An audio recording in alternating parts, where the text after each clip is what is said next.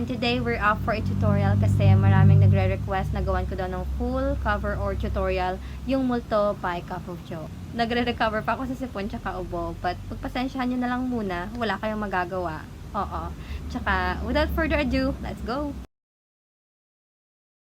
Ang mga gagamitin nating chords ay F, C, A minor, tsaka G.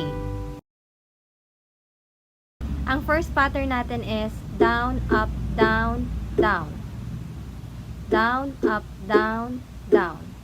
Second pattern is 2 down strums. The third pattern is down, up, down, down, up, down, down. Isa pa, down, up, down, down, up, down, down. Last but not the least would be the picking pattern. So you have to be familiar with G, C, E, and A. So those are the names of our strings. Depende na lang kung gusto nyo i-skip yung part na to kasi pwede namang strumming na lang. But if you'd like to know how I did the picking, then ganito siya. First picking pattern is G and E, and then C, and then G. Ulit, G and E, C, and G. And then the second picking pattern is G and A, and then E, back to C. Okay. G and A, E, and C.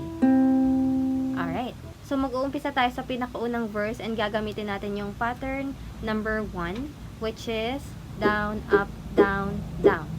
Okay?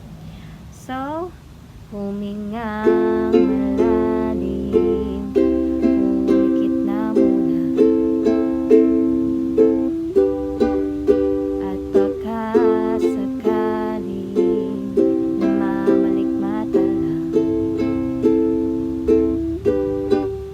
ba't ba bahala, di ba't ako'y mag-isa,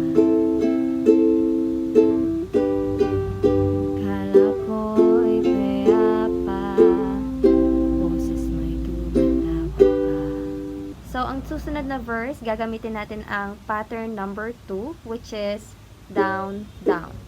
Okay? Di na naman na ang lahat, tinakpan naman na aking sugat, ngunit ba't ba andito pa rin, hirap na akong intindihin. Naman nun, balik tayo sa pattern number 1, which is down, up, down, down. Okay? So, tanging panalangin, lubayan na sana, dahil sa bawat tingin, mukha ko'y nakikita, kahit saan man mapunta ay anino mo'y kumakapit sa aking kamay, ako'y dahan-dahang nililibing ng buhay pa. So, sa pre-chorus na part, yung gagamitin natin is pattern number 2, pero mas prefer ko na dagdagan pa ng isang strum kasi mas maganda siya sa beat ng pre-chorus. Hindi na makalaya, dinadalo mo ko bawat gabi, wala mang nakikita, haplos mo'y ramdam pa rin sa dilim.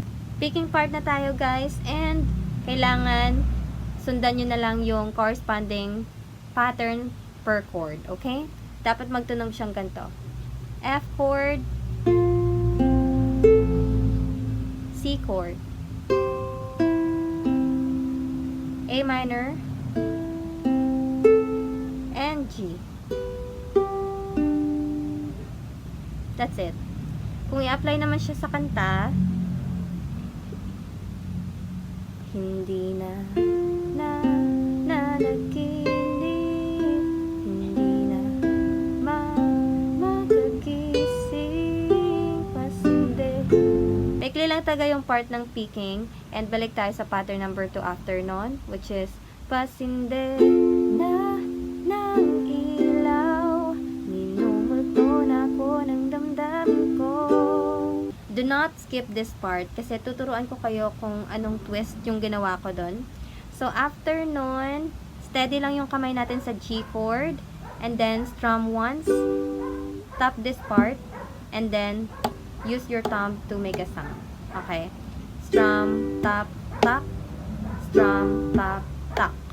Okay? Minumulto na ko ng damdamin ko. Ng damdamin. Damdamin ko. Hindi ba ko. Next, gagamitin natin yung third pattern which is down, up, down, down, up, down, down.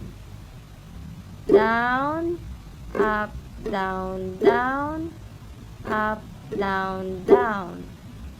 Kantahin natin siya, guys.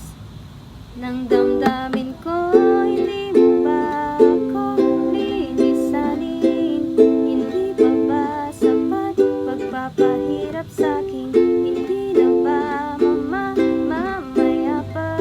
Hindi na ba mamaya pa? Ngayon, babalik tayo sa pattern number 2 which is 2 down strums. Hindi na makalaya, dinadalo mo ko bawat gabi, wala mang nakikita, hapos mo'y ramdam pa rin sa dilim. So the last part, guys, so gagamitin nating pattern is first pattern which is down, up, down, down. Okay? Hindi na nanaginip, hindi na makagising, pasinde na ng ilaw, minumulto na ko ng damdamin ko, ng damdamin ko. So, depende na sa inyo kung anong pattern yung gagamitin nyo sa susunod. You may just interchange the ones I have given. So, ginabi na tayo sa tutorial na to, guys. And I do hope na kahit paano nag-gets nyo naman yung tutorial na ginawa ko para sa inyo talaga. So, that is it. And thank you so much again. Bye!